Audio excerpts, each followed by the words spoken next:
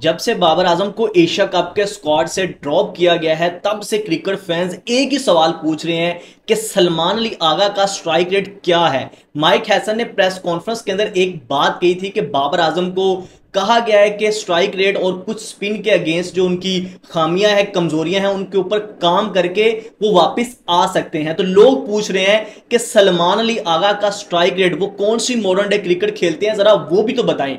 बड़ी बड़ी पोस्टें लगा रहे हैं और सवाल पूछ रहे हैं कि आखिर क्यों बाबर आजम को T20 से ड्रॉप किया गया। अगर आप स्ट्राइक रेट के एतबार से देखें तो आपको हैरान कुन तौर पर वहां पे कुछ ऐसी चीजें मिलेगी जिसमें बाबर आजम बहुत सारे जो करंट प्लेयर जिनको मॉडर्न डे क्रिकेटर कहा जा रहा है या जिनको हार्ड हिटर बैटर कहा जा रहा है, उनसे बाबर आजम का स्ट्राइक रेट बेहतर है। लेकिन फिर भी एक वजह है जिस वजह से बाबर आजम को ड्रॉप किया गया, ये कहा गया कि इस वजह से, वो क्या वजह है वो मैं आप लोगों के साथ शेयर करूंगा। इंटरेस्टिंगली जितने भी पाकिस्तान के प्लेयर इस एशिया कप ट्राई सीरीज में सिलेक्ट हुए हैं, जो टॉप के बैटर्स हैं, यानी जो टॉप 6-7 आपके प्लेयर्स हैं, उनका T20 के अंदर स्ट्राइक रेट क्या है, उनको अगर बाबर आजम के साथ कंपेयर करें तो क्या डिफरेंस है, वो भी आप लोगों के साथ शेयर करूंगा। और फिर इस साल के अंदर किस प्लेयर ने कितना इंप्रूव किया अपना स्ट्राइक रेट 2024 से लेकर, किस प्लेयर का क्या स्ट्राइक रेट है, वो भी मैं आप लोगों के साथ शेयर करूंगा। सबसे इंपॉर्टेंट चीज पहले मैं आपको बाबर आजम का स्ट्राइक रेट बता देता हूं, क्योंकि बाबर आजम का स्ट्राइक रेट मैं आपको इसलिए पहले बता रहा हूं ताकि जब मैं दूसरे लोगों का बताऊं तो आपको कंपेयर करने में आसानी हो। बाबर आजम का जो ओवरऑल स्ट्राइक रेट है वो 129 का स्ट्राइक रेट है बाबर आजम का T20 के अंदर।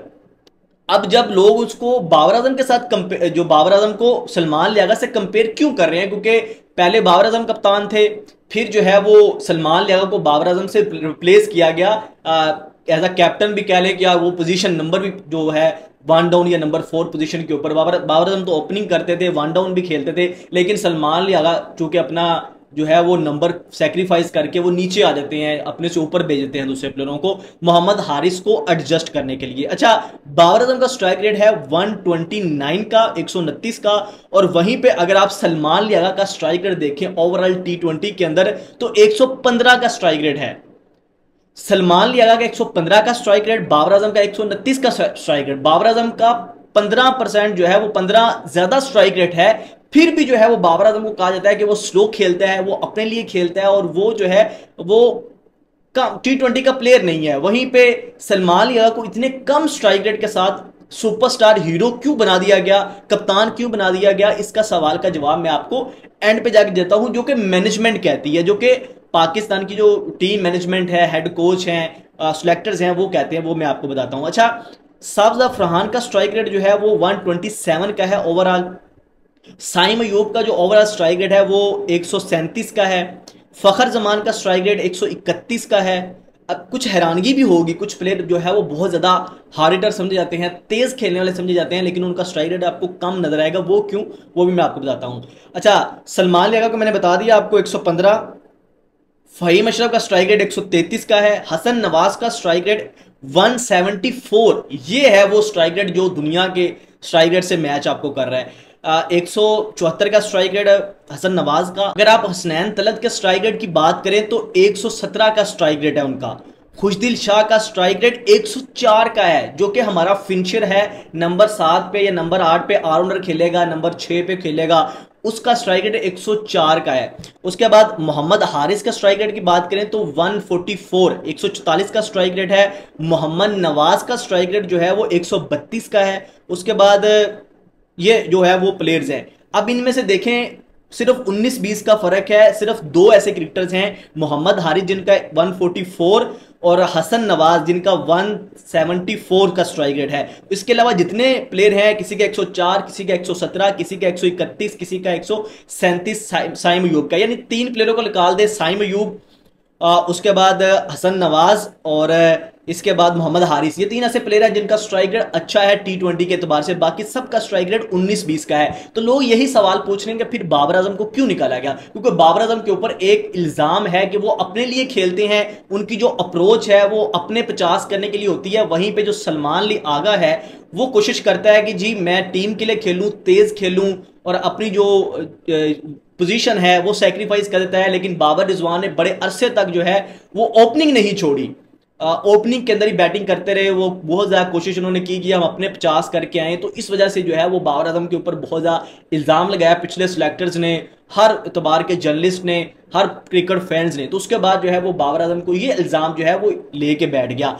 अब किसी के दिल में क्या है ये हम नहीं जानते, लेकिन जो स्क्रीन पे नजर आ रहा होता है लोग उसको देख के ये बात करते हैं। अच्छा, मैं आपको साथ एक चीज शेयर करना चाहता हूँ। कुछ लोगों का स्ट्राइक रेट, जैसे अगर बात करें फ़खर जमान का स्ट्राइक रेट, हमारे सबके दिलों में है कि यार फ़खर जमान एक मैच विनर प्लेयर है, उस तेज खेलता है। अब उसका स्ट्राइक रेट इतना कम क्यों आ रहा है? अगर फ़खर जमान का स्ट्राइक रेट 2024 से लेकर अभी तक देखें तो 142 का स्ट्राइक रेट है, यानी जो पहले वो स्लो खेलते थे, थोड़ा सा टाइम लेते थे शुरू के अंदर, लेकिन अब जो है उन्होंने इंप्रूव करना शुरू किया जब से पाकिस्तान ने थोड़ा सा मॉडर्न डे क्रिकेट का जो है वो एक कीड़ा जागा पाकिस्तान के अंदर फाइनली।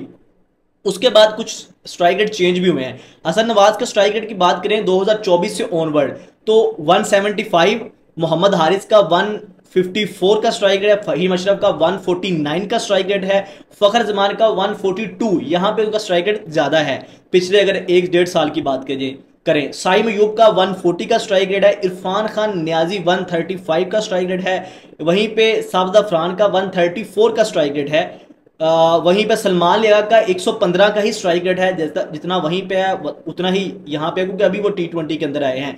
वहीं पर रिजवान का 117 का स्ट्राइक रेट है पिछले एक डेढ़ साल के अंदर, और बाबर आजम का 134 का स्ट्राइक रेट है 2024 से लेकर। ठीक है, तो ये वो स्ट्राइक रेट है जो मैंने आपको बताया। इसमें जो आपके साबदा फरहान है उनका स्ट्राइक रेट वैसे ओवरऑल ज़्यादा है, लेकिन वो पहले थोड़ा सा उनका बैटिंग उस तरह से नहीं थी, जो पिछली इनिंग्स उनकी खराब चली थी। अभी जो आए हैं वापस तो वो कमाल खेल रहे हैं, जबरदस्त खेल रहे हैं, तो अभी उनका स्ट्राइक रेट काफी ज्यादा अप है। तो वो पिछले स्ट्राइक रेट के साथ ओवरऑल उनका थोड़ा सा कम आ रहा है, लेकिन वो बड़े अच्छे स्ट्राइक रेट के साथ खेलते हैं। आपको आगे कुछ जल्दी ही इंप्रूवमेंट उसके अंदर नजर आएगी।